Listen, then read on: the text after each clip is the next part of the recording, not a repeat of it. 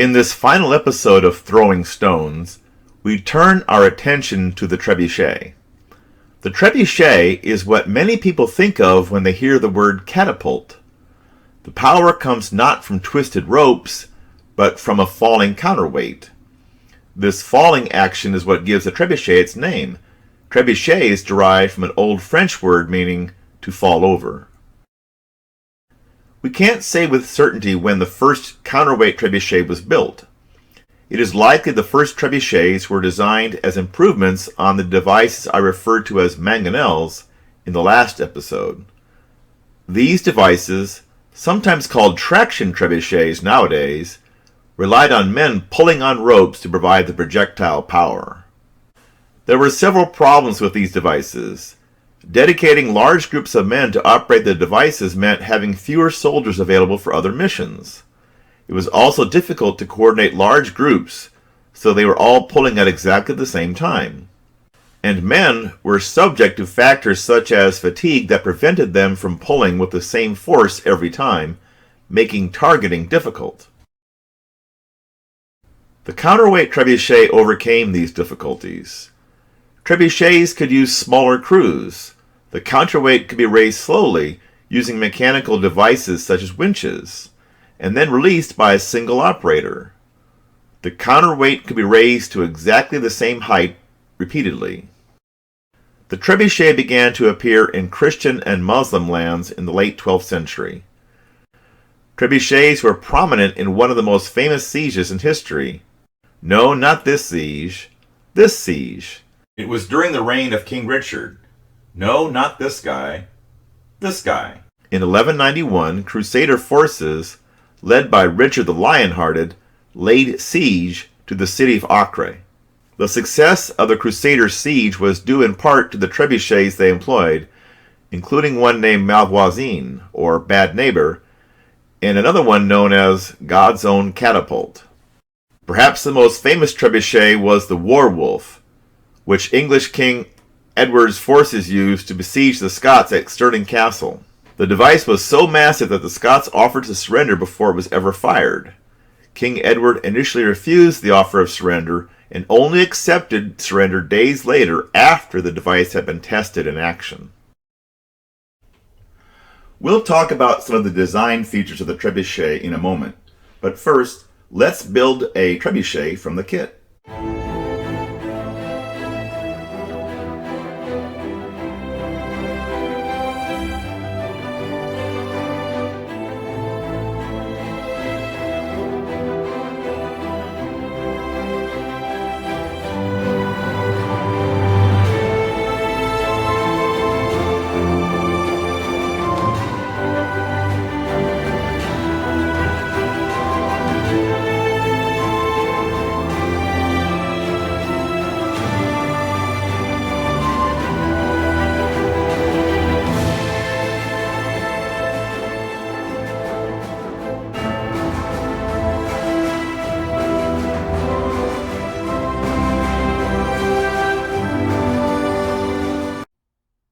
So here is the completed trebuchet from the kit.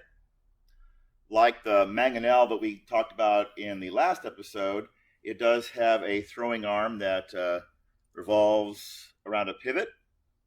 But unlike the mangonel, or traction trebuchet, this one uses a counterweight. So it just relies on the force of gravity to propel the arm forward. And I can put a projectile in here and let it go. Doesn't go all that far. It's not a lot of counterweight for one thing. And also there are some other adjustments we can make probably to make it go farther. But I have another trebuchet. This is a trebuchet that I purchased at the Texas Renaissance Festival. Now, like the trebuchet that I showed you a moment ago, this one has a counterweight. But unlike that trebuchet, this counterweight is pivoted so that it can travel mostly straight down. Because the counterweight is falling in a straighter path, less of the energy is used to propel the counterweight along a curved path, meaning there's more energy available to propel the projectile forward. To use this, we bring the arm down this way.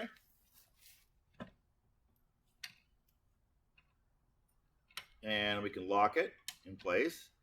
Now, like many traditional trebuchets, but not all, this one has a sling, which increases its throwing distance considerably. Forgot, gotta plan it this way.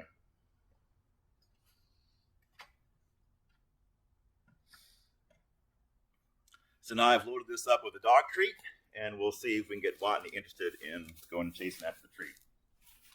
3, 2, 1, go. Get it? Oh, you passed over it.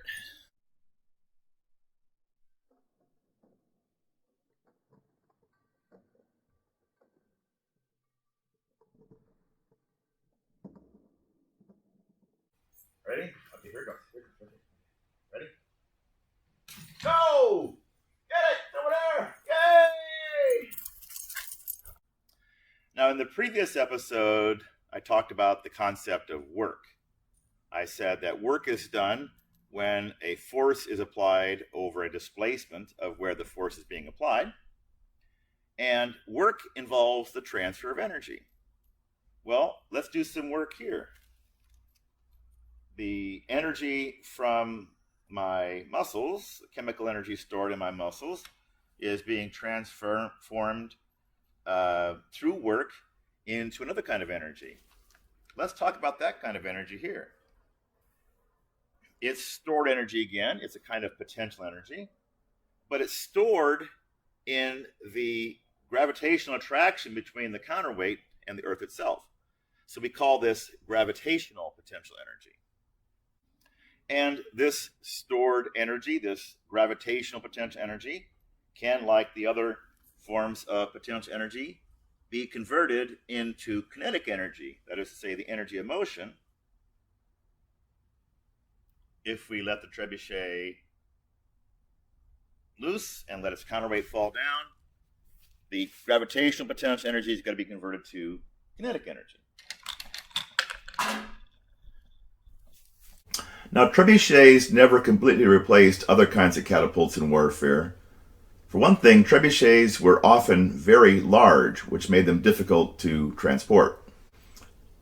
Now, eventually, all types of catapults were replaced by gunpowder-powered weapons such as the cannon and the mortar.